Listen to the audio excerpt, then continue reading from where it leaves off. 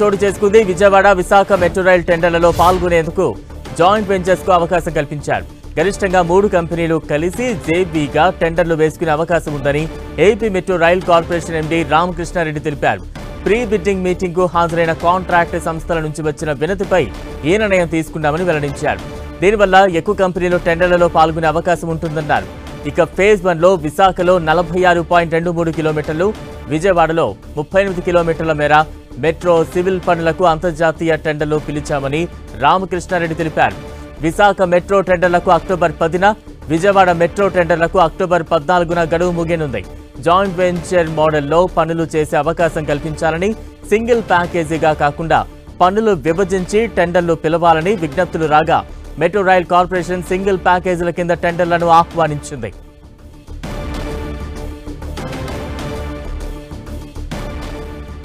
ఇక ఈ టెండర్ల అంశానికి సంబంధించి మరింత అప్డేట్స్ అందించేందుకు మా ప్రతినిధి విజయ్ చంద్రన్ సిద్ధంగా ఉన్నారు. విజయ్,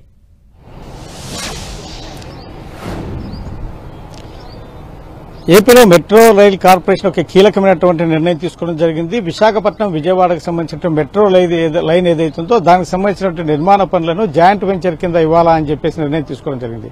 గతంలో సింగిల్ కాంట్రాక్టర్ గా ఇవ్వాలనుకున్నా కూడాను కాంట్రాక్టర్ల విజ్ఞప్తి మేరకు పనిని త్వరితగతిన పూర్తి చేసేందుకోసం అని చెప్పేసి జాయింట్ వెంచర్ ఇస్తే బాగుంటుంది, అంతేకాకుండా చిన్న చిన్న పనులుగా ఇస్తే వాటిని విభజించిస్తే బాగుంటుందని చెప్పేసి వాళ్ళ సలహాలు సూచనలు ఇవ్వడం జరిగింది. అయితే దానికి సంబంధించి చిన్న చిన్న ప్యాకేజీలుగా ఇస్తే అది పనులు ఆలస్యం అయ్యే అవకాశం ఉంటుంది. కాబట్టి ఇది 3 సంవత్సరాల లోపల పూర్తి చేయాలని చెప్పేసి ఒక టార్గెట్ గా పెట్టుకుంటున్న నేపథ్యంలో ఈ ప్రాజెక్టులు ఏవైతేనే త్వరితగతిన పూర్తి చేయాలా అని చెప్పేసి జాయింట్ వెంచర్ కి ఇచ్చేందుకు ఏపీ మెట్రో రైల్ కార్పొరేషన్ నిర్ణయం తీసుకోవడం జరిగింది. ఈ మేరకు ఒక ప్రకటనను కూడా విడుదల చేయడం జరిగింది. ఇప్పుడు దీనికి సంబంధించిన ఈ పనులు చూస్తే కనుక ఫేజ్ 1 కింద 40% ఈ పనులకు సంబంధించినటువంటి వాటికి టెండర్లు పిలవడం జరిగింది. అంతర్జాతీయ స్థాయిలో ఈ కాంట్రాక్టర్లు ఎవరైనా కూడా దీనిలో పాల్గొనేందుకోసం అని చెప్పేసి ఈ టెండర్లలో స్పష్టం చేయడం జరిగింది. దీనికి సంబంధించి చూస్తే ఇంకా విశాఖపట్నానికి సంబంధించి 46.23 కిలోమీటర్లు, అలాగే విజయవాడకు సంబంధించి 38 కిలోమీటర్ల మేర ఈ ఫేజ్ 1కు సంబంధించినటువంటి ఈ పనులు ఏవైతే ఉన్నాయో ఆ పనులకు సంబంధించినటువంటి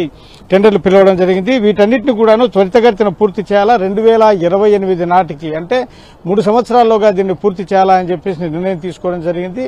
దీనికి సంబంధించినటువంటి పనులన్నింటినీ వేగవంతం చేయాలా.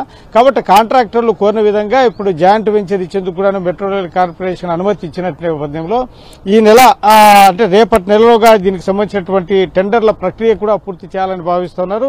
ఈ విశాఖపట్నం మెట్రో రైలుకు సంబంధించి రేపు నెల 10వ తేదీన, విజయవాడ మెట్రో రైలుకు సంబంధించి రేపు నెల 14వ తేదీలోగా ఈ టెండర్లు బిడ్లు వేసేందుకు నిర్ణయం తీసుకోవడం జరిగింది.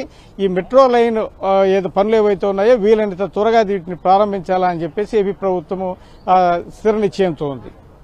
విజయ్, అంటే ఎటువంటి పోటీ కనబడే అవకాశం కనిపిస్తోంది టెండర్లకు సంబంధించి? దీనికి సంబంధించి టెండర్ల విషయంలో అంతర్జాతీయ సంస్థలను కూడాను, కాంట్రాక్టర్ సంస్థలను కూడా దీనిలో ఇన్వాల్వ్ చేయాలని చెప్పేసి తీసుకున్న నిర్ణయం ఏదైతుందో ఈ నేపథ్యంలో అంతర్జాతీయ స్థాయి నాణ్యతతో దీన్ని నిర్మించాలా అని చెప్పేసి ప్రభుత్వం ఈ నిర్ణయం తీసుకోవడం జరిగింది. అంతేకాకుండా జాయింట్ వెంచర్స్ రూపంలో దీన్ని అంటే ఎవరైనా కూడా కాంట్రాక్టర్ ఒక సిండికేట్ గా వేసుకునే అవకాశం ఉంది. అయితే గరిష్టంగా 3 కాంట్రాక్టర్లు మాత్రమే ఈ టెండర్లలో ఒక అంటే జాయింట్ వెంచర్ గా ఉండి పాల్గొనాల్సి ఉంటుంది.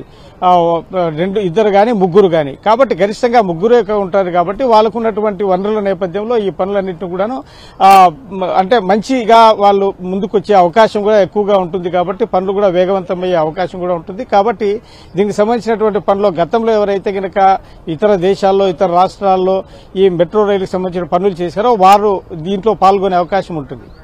Right, thank you.